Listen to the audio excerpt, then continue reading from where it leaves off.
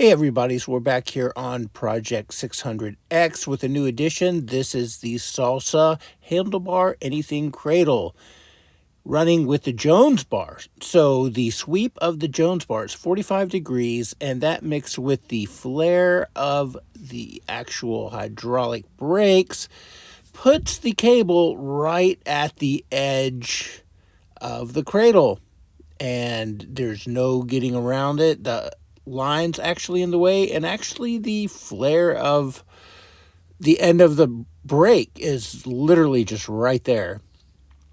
So I thought of different ways how to get around it, and the thing I came up with was finding a different brake lever that actually ran the cable parallel to the bars, so we can get it into the middle of the cradle. Now, there's a nice spot in the middle of that cradle.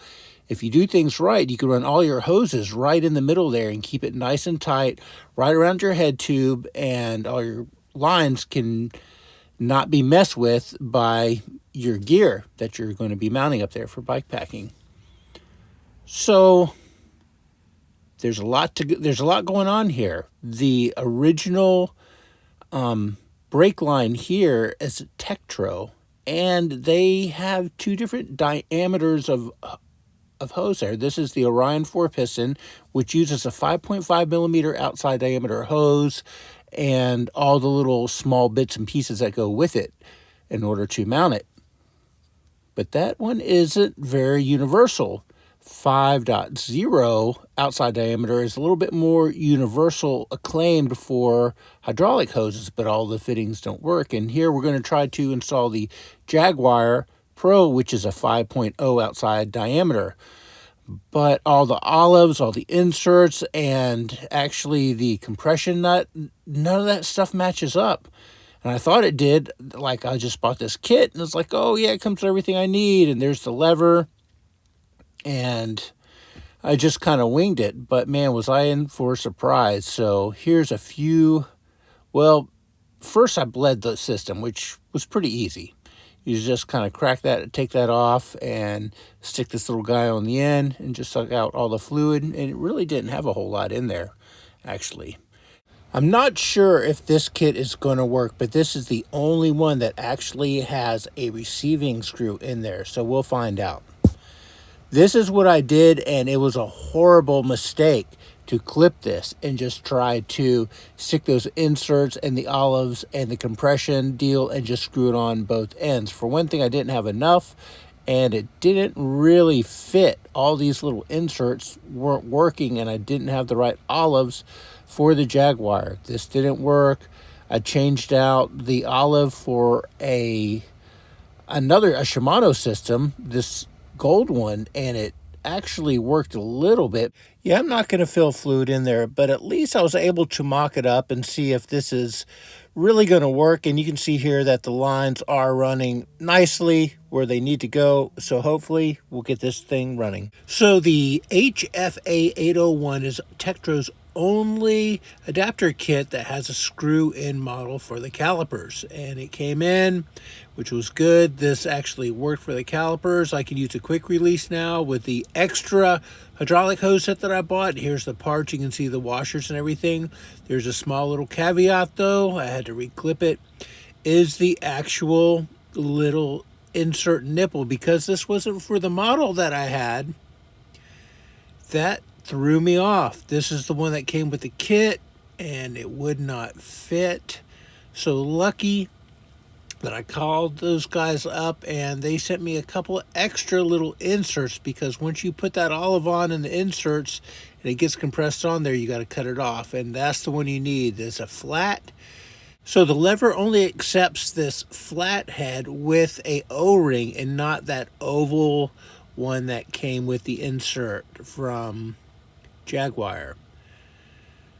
So figuring that out actually made the system work, but man, it took some doing. So it takes a little bit of modification and a couple of parts swapping to get the system to work. As far as where the calipers go, man, the screw-on fitting was really cool, because you can use the quick release or thing right that goes right there, right onto it, just screws right in, and that seems to work quite well. And it can come off quick also if you need be. One major thing to consider when dealing with hydraulics is once you put that olive on there and that nipple and you get that compressed on there, you've used that part and you've used the cable length, and that's it. You don't get a second shot. You have to cut it off, and therefore shortens your cable, so you have to take that in consideration. So taping the old cable to the new cable for the internal routing seems to work pretty good. I've had good luck with it. And yeah, just use tape and pull it through. Air in your hydraulic system is not a good mixture. You want to get that stuff out of there. So I would highly recommend taking your belt on and off just to see how it works and how your frame's going to work. It's a little bit tricky, kind of hard, and your frame doesn't really line up the same. So I'm considering like a little piece of tubing so I can line back up the frame to get it bolted together. But so far, here's Project 600X. Kind of back together. The only thing I have to do now is adjust the brakes, but the cable management did work out as planned. I am liking that. That really cleaned up the front end. I was able to get all the air out of the system. Right in here is where the bleed screw is, right? Injection thing with both those bleed screws to like pump the fluid back and forth to get all the air out. But I didn't have both of those things, so I did the old school way of just taking the cap off and making it level and pumping it. And it actually took till today to do it again, to fill it up. It's kind of cool. There is an adjustment right up in here where you can angle the lever all the way out. Because on my back lever, this was actually coming all the way down and hitting, and it's starting to do that again. I did have it pretty tight. So there may be, hopefully there's not a leak. I cleaned everything with alcohol. I did have that a lot tighter just a second ago, and it's like, feels like it's losing pressure. So I'm gonna have to check that, all the fittings, just to make sure nothing is like leaking out. Afterwards, you hear that sound? Okay, probably, whoa, what happened was, when I was cleaning off the brakes, probably a little bit of mineral oil got on there, which isn't the end of the world, but it does soak into the pads a little bit. So what we're going to do is take the pads off and sand them, and then clean the rotors really good with alcohol. Alcohol is your friend with mineral oil for sure.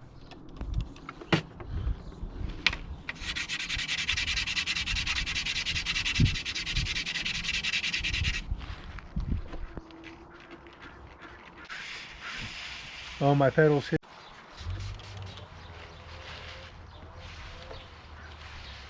But that's a tip. It's always good before you tighten these guys down to hold the brake. So after all that work, getting to take her out on a test ride was super fun. Gives you a little bit more enjoyment out of the bike, I think. The brakes ended up working really well, and stoked with the outcome. Thanks for watching, and we'll catch you next time.